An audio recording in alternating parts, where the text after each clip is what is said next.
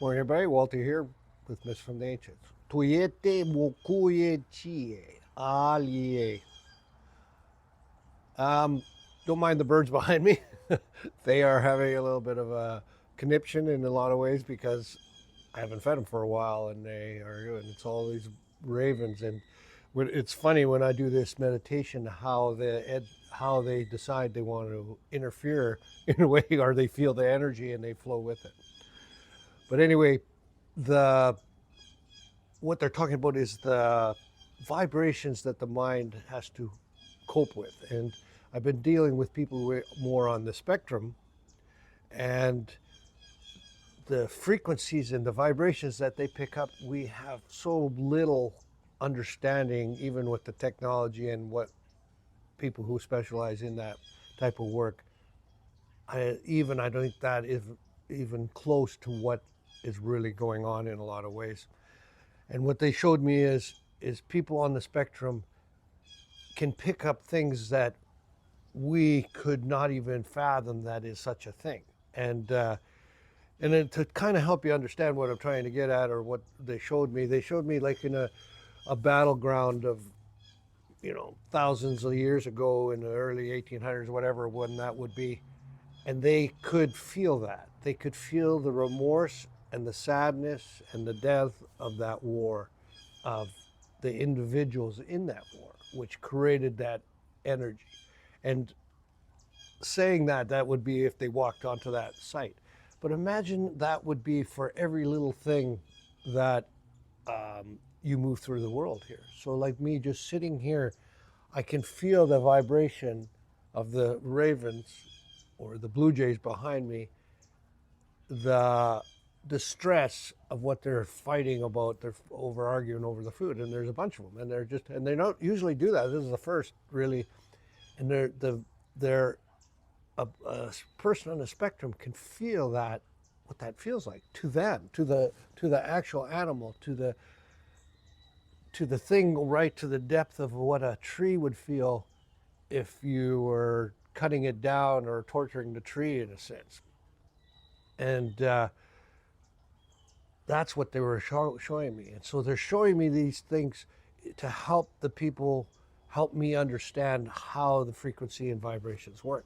So we always, in a lot of ways, crave to go to a higher vibration, to think that we expand, but we have to understand what it comes with, and it comes with the feeling of it, and the confusion of it, and the mind has to process. And then a person on a spectrum, it is almost so much that they turn away from working or living in this our world, in this dimension, and it's very hard for them to talk, to express themselves, because they have learned to basically put a shell around that.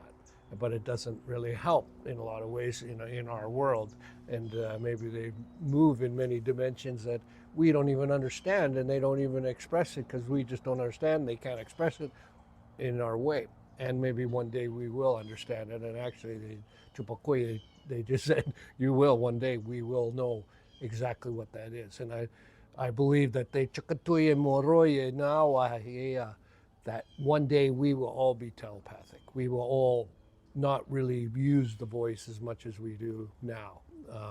We will be able to think a thought. And that goes to what I talk about, this place of what is coming in the New World idea, that we can move into a meditation and talk to anybody in this world in that meditation, just like I'm talking to you right now.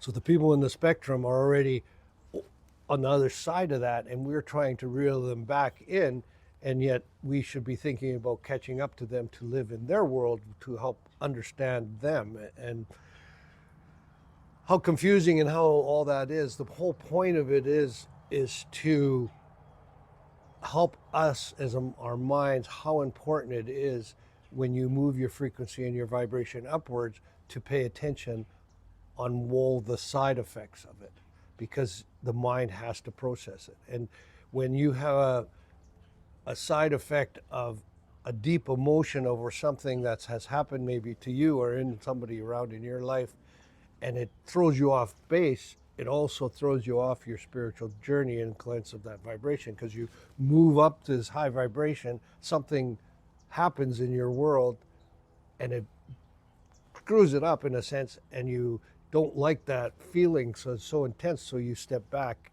into a more calmer vibration, or more vibration that you understand in a lot of ways.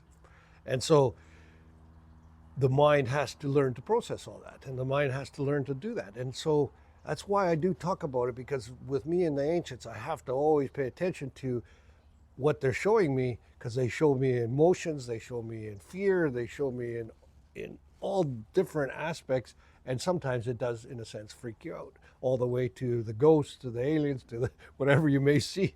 It's like, oh, I gotta, and does that pull me back from that vibration? Sometimes it does, and so I have to think about it, allow the body to process it, and then move through it, understand it, and hold that vibration, and it's kind of like climbing that ladder. And all you that do spiritual work understand that it is a process of time, and learning and paying attention. And that's why the meditations and the stuff are all very important in a lot of ways too, because you really are strengthening the mind.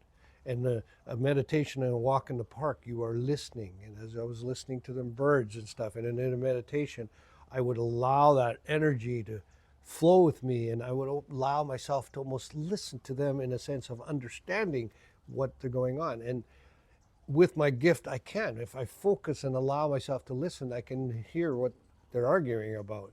And what it is about mating season, and they're arguing about that. They're arguing about the food, and they are setting boundaries in a lot of ways, like we do in a lot of ways as well. And it's just trippy sometimes, and how the ancients helped me learn my gift. So there's always something helping going on, and really it's for all of us. We are here to evolve our soul, to grow as a personal being in this world, as many other worlds as we expand. Moyechitua.